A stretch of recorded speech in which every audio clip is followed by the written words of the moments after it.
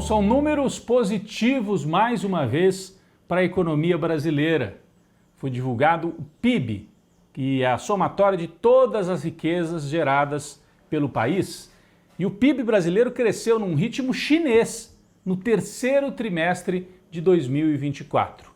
0,9% em relação aos 3 meses anteriores. Parece pouco, né? 0,9%. Mas, quando você coloca isso numa taxa anualizada, equivale a um crescimento de 4% ao ano, que é mais ou menos o que a China está crescendo também. O Brasil está entre os países que mais crescem no grupo do G20, as principais economias do mundo. Quem é que está puxando esse crescimento no terceiro trimestre de 2024? São boas notícias.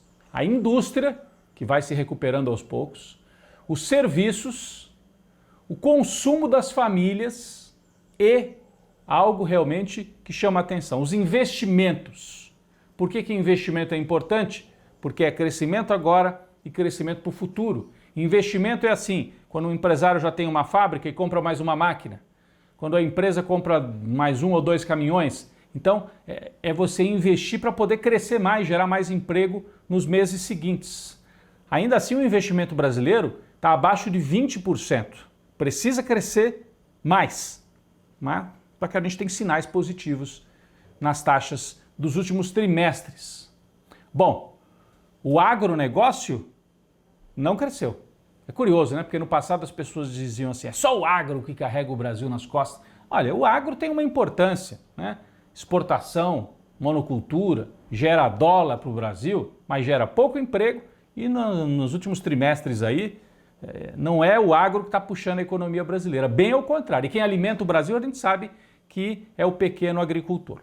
Mas vamos adiante. O bom resultado, esse bom resultado na chamada macroeconomia, nesses números gerais, vem acompanhado de uma sensação ruim lá na ponta. Quem faz supermercado, quem vai na feira, sabe muito bem do que eu estou falando. Os preços estão em alta. Você tem uma impressão de que o seu salário não dá para fazer o mercado, que o salário termina antes do mês acabar. Aí as pessoas falam assim, mas o desemprego não está baixo? Pois é, a taxa de desemprego caiu muito no governo Lula. Só que a renda não cresceu proporcionalmente. Então você gera empregos com baixa remuneração. Bom, melhor do que estar desempregado, sem dúvida nenhuma. Mas as pessoas ouvem as notícias, o PIB cresceu, o desemprego caiu e falam, minha vida não está melhor, minha vida está apertada. E isso é fato, hein? Os preços subiram muito na época da pandemia, ficaram nesse patamar alto, o emprego se recuperou, mas com a renda mais baixa. Então tem um buraco aqui, difícil, do governo convencer as pessoas de que a sensação, né, de vida, a sensação melhorou. Não melhorou, não. Então, é preciso avançar mais, recuperar os salários. Tudo isso é ainda um desafio para o governo Lula, que vem enfrentando desde o começo do ano esta contradição. Números bons na economia e uma sensação não tão boa lá na ponta de quem faz as compras, né? Bom, o que está acontecendo? O pacote econômico apresentado pelo Fernando Haddad, por pressão do mercado financeiro, gerou muita turbulência. O pessoal do mercado, as finanças da Faria Lima, achou que é pouco. E o Haddad propôs cortes de 70 bilhões na execução do orçamento do governo federal. Com isso, o mercado foi para cima, gerou instabilidade e fez o dólar explodir. O dólar bateu em R$6. É a maior cotação da história. Aí as pessoas dizem assim, mas é o mercado financeiro, é pura especulação. É especulação, mas gera consequências reais na economia. Por quê? O dólar mais alto encarece importação. Com isso, acumula mais inflação. Pode pressionar o preço da gasolina e a médio prazo, se a gasolina sobe, a comida também, porque o transporte, o frete, tudo sobe. Então é perigoso para o governo essa instabilidade no câmbio. Bastante perigoso. E o mercado está pressionando com esta arma. Esta alta do dólar, né, é uma demonstração de que o mercado achou que foi pouco, o corte de 70 bi, e principalmente, não gostou da proposta do Haddad de isentar trabalhadores que ganham até R$5.000 do imposto de renda, que é uma proposta do Lula lá na campanha, falou, vou isentar quem ganha até R$5.000. Essa proposta tem que passar pelo Congresso Nacional. E para isentar, quer dizer, o governo vai arrecadar menos de quem ganha menos e vai taxar mais quem ganha muito. É óbvio, né? Justiça através da cobrança de impostos, não é nada revolucionário. Isso é feito no mundo inteiro. Mas a elite brasileira achou ruim isentar quem ganha pouco e principalmente achou péssimo cobrar imposto de quem ganha lucros e dividendos no Brasil e não paga imposto. E eles querem que continue assim. Então, há turbulência provocada por isso tudo. O mercado não gostou dessa parte relacionada à isenção de impostos. Considera populismo, não quer imposto sobre os ricos e a gente tem que lidar com esta turbulência, principalmente porque o governo Lula não tem maioria no Congresso. E todas as medidas do pacote de Fernando Haddad precisam passar, ou pelo menos a maioria delas, precisa passar pelo Congresso Nacional. O Lira e o Pacheco, presidente da Câmara e do Senado, já avisaram. Corte de gastos a gente aprova rápido, mas isenção para o trabalhador mais pobre, isso aí a gente deixa para depois.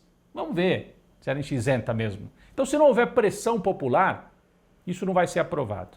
E eu acho que o governo Lula tem aí uma grande bandeira que falta até agora. O governo Lula 3 não tem uma bandeira nova. O Lula retomou programas sociais, né? Bolsa Família, criou uma ou outra coisa nova, aí o pé de meia para as pessoas ficarem no ensino médio, mas não tem uma marca forte como teve nos governos passados. E a isenção para quem ganha até R$5.000 pode ser essa bandeira, não só do governo, mas dos setores organizados aí do povo, cobrar os deputados e senadores para que aprovem. Isso muda a correlação na sociedade. É a disputa pelo orçamento. Quem ganha menos, paga menos imposto. E quem ganha mais, paga um pouco de imposto, que não pagam nada, né? Bom, essa turbulência também tem a ver com a política eleitoral mesmo. Por quê? A elite financeira, a Faria Lima, segue apostando numa candidatura alternativa a Lula para 2026. O mais cotado é o governador Tarcísio. Porque eu vejo muita gente na esquerda dizer o Lula no fundo faz um governo que é quase liberal. Mas se fosse, por que a Faria Lima ataca tanto? É curioso isso. Bom, Tarcísio é o nome cotado e para isso eles precisam enfraquecer o Lula. Se o Lula tivesse essa bandeira na mão de conseguir isentar quem ganha até R$5.000, fica muito forte para 2026. Eles querem um Tarcísio forte para privatizar tudo, né? E para trazer de volta o bolsonarismo para o centro da política nacional. O Tarcísio, que esta semana foi parar no noticiário porque a polícia de São Paulo acumulou uma quantidade de casos de violência. Já tinha havido aquele caso do estudante de medicina assassinado pela PM esta semana. Esta imagem, olha, um homem é jogado de cima de uma ponte, ele já estava rendido.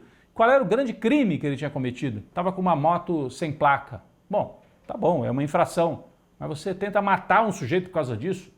Então é uma polícia completamente descontrolada. Outro caso, execução de um rapaz que roubou um mercado, roubou sabão em pó.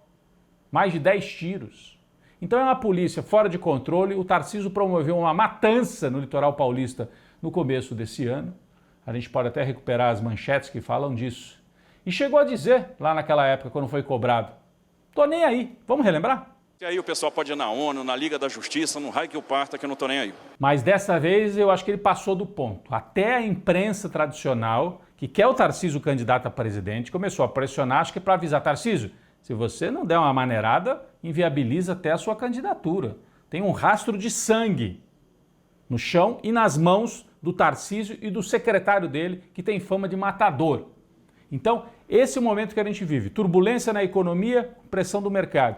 E o candidato apoiado pelo mercado financeiro está no foco, porque é um bolsonarista que defende a matança e está sob pressão. Ele até disse que vai rever algumas coisas, inclusive vai agora apoiar que a polícia use câmera nas fardas para evitar a violência. Descobriu agora isso? Porque ele era contra. Então, vamos acompanhar, esse é o grande embate que se prepara para 2025. O mercado tenta enfraquecer Lula e tenta construir Tarcísio como alternativa para a candidatura presidencial.